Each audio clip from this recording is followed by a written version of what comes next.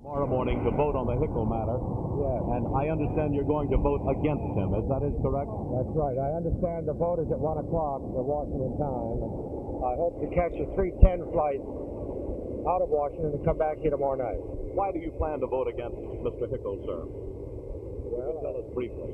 More with you tomorrow evening when you return to Dallas, and we will perhaps delay a half-hour show, but we look forward to conversing with you more then, if the schedule permits. well, I'm sorry I have to return tomorrow because I'd look forward to a round of golf down here in this Texas weather. But I guess my play has to be postponed. Right. Thank you, sir. Thank you.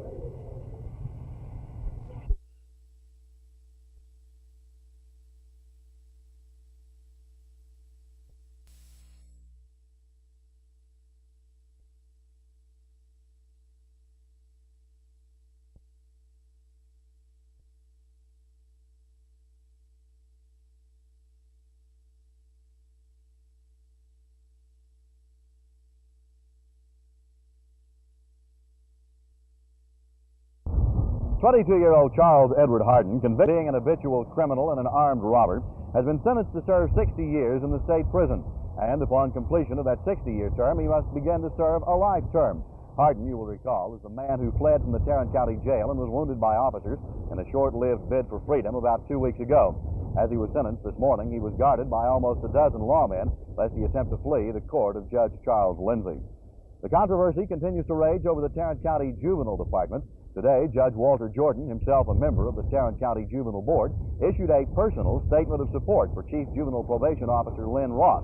And in view of several conversations which I had with various people today, it seems likely to speculate that perhaps the entire board will meet within the next few hours to issue a similar vote of confidence. A 30-year-old Fort Worth man was jailed today on charges of impersonating a federal officer. The man, imposing himself as a narcotics agent, was reported to police by a woman who said the man forced her to undress so that he might search her for narcotics. She said she became suspicious when the search got particularly personal, and the man said he would call her again for further information. He was taken into custody late last night by police after he kept an appointment with a woman whom he apparently was meeting for more information on a north side parking lot. Jerry Taft, Channel 8 News, Fort Worth.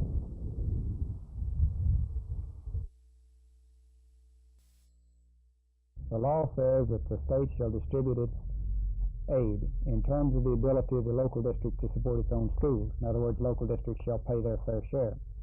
We are a far cry from reaching that objective in terms of its ability to pay taxes, property taxes, compared to what it actually pays to support the state. Dallas, for example, is losing about $4 million a year in state aid that it ought to be getting, because many other districts are paying less than their fair share. As it now stands, the state's program covers only a little less than 2/3 of what Dallas tries to do for children. And the committee is trying to expand the scope of the program to include things like kindergarten, in which Dallas is interested, in free summer schools that Dallas wants to provide, extra support for children that have particular learning difficulties in some of the less affluent neighborhoods, higher teacher salaries, and better fringe benefits for teachers, of course. All of these things that any good school system like Dallas has to support anyway. And what we're trying to do is expand the state program to make sure that a larger percentage of that program is covered by state funds. The objections to the committee's report in the rural areas are highly emotional. They're tied to the idea that the school is the bulwark of the community, and that what the Governor's Committee has proposed is the elimination of their school. And this is not necessarily true. Elementary schools, for example, are rarely affected by reorganization. The school stays right where it is. Sometimes you put 2 or 3 high schools together in order to create a school large enough to offer a wide variety of courses and have teachers that are specialists in various subjects that they teach. The major thing that school district reorganization does do is combine resources, tax resources, and they put the school administration under a competent administrator with one school board. Being guarded by the Department of Public Safety and being shadowed by them all the time must be something you get accustomed to. I'm saying you haven't experienced that on the whole point. They not shouted me today. I got up and left the mansion like I always did as Lieutenant Governor. I just walked out the front door. I suppose anybody would do that. 30 minutes later, I found they were all looking for me. And I was over here working. There wasn't anything wrong. I left the wall. You apparently they're going to have to start notifying the highway patrol when you're leaving guns from there. I guess I will. Try this, but I still can walk. I love to walk. They want to walk with me, they can. Might get some exercise. Sure. Thank you, guys. But if they'd spread the men out they have and put dogs, police dogs, trained police dogs with them and tote shotguns, that'd put more fear into the criminal element than anything else. I believe earlier you were talking about the same thing, and you were comparing the crime in New Orleans, which uses the shotgun and the dog combinations. What kind of a crime rate do they have compared to our rate here in Dallas? Well, I don't know for certain, but I do know that we don't go there to make money.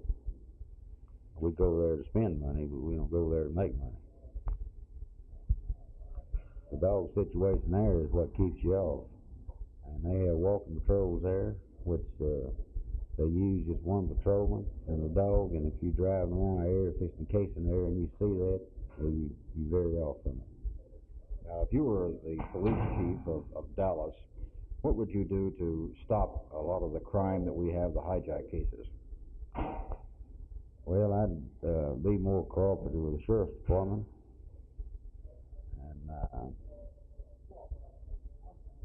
and I believe if I could, I'd get more patrolmen and be less concerned with citation people with tickets, and more concerned with the businessmen of the area and establish some protection for them. And because you can notice anywhere in the city, you can go along and maybe see 2 or 3 police cars that's running bumper to bumper, which they should be spread out. And they run in cycles like that. They don't change. And if you're casing someplace, you'll see it. They'll keep cycling, and every so often they'll have an area clear for maybe 30, 35, 40 minutes. Actually, a hijack spot cleared. Doesn't take 7 or 8 minutes to do it. Now, you've pulled a good number of jobs yourself, hijack type jobs. You have used a gun in pulling these jobs, but you've never shot anyone. Do you feel that stiffer gun laws would possibly curb a lot of this crime? No, sir, I don't.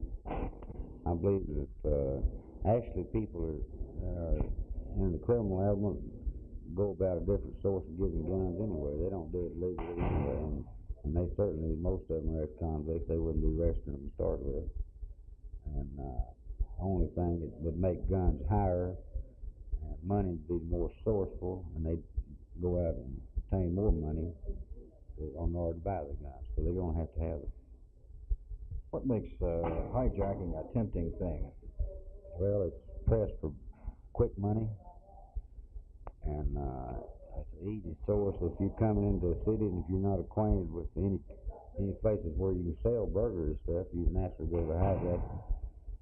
And if you need a gob of money in a hurry, hijack is the best if you case your places correctly and whatnot. And but these little senseless killings around here are very uncalled for, and actually the hijackers themselves don't even like those people themselves, because they put too much heat on everybody in the city. You said in our earlier conversation that even though you use the gun, a lot of times that you just use blanks in it. Why was this? Well, a gun is to frighten a person, not to kill a person with. And that's most fear most hijackers keep in their mind, is to always got the fear that they might have to kill someone. And actually, in my opinion, I always rather be shot myself than kill a person, because all I want is their money, and I certainly wouldn't want to hurt anyone. And if I could fear somebody off for firing a blank or something, then I've done just exactly what I want to do in order to get their money. Wouldn't want to hurt anyone. Because if you do have to kill somebody or accidentally kill someone, then you cause heat on yourself and every other man in the same line of business you're in, and you just won't ever make anything, and you get everybody arrested for no cause. And the people that are making money out of high.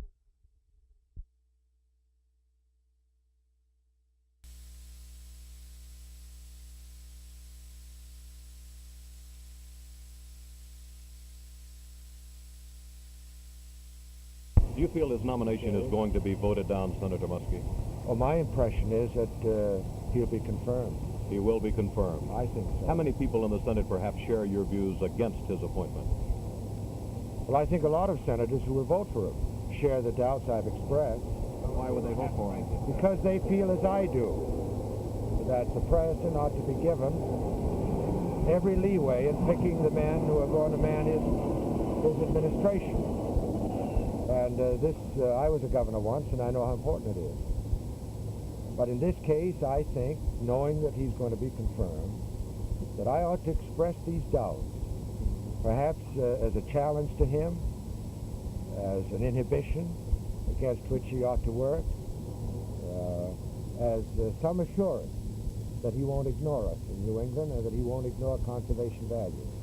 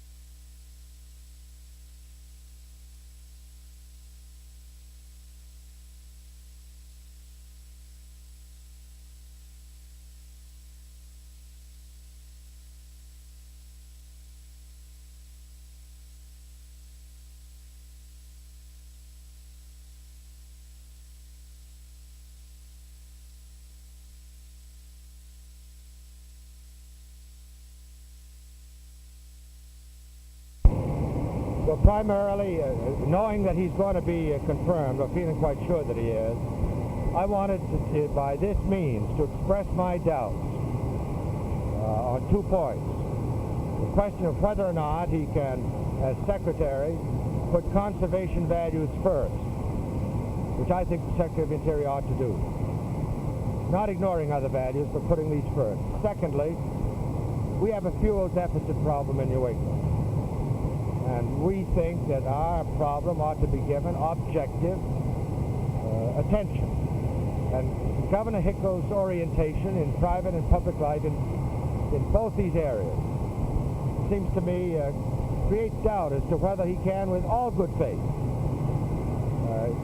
give these 2 problems that kind of attention. I'm going to vote this way in the hope that after he's confirmed, the point would be impressed on him and perhaps be helpful to him in administering the responsibilities of his office more effectively in the public interest.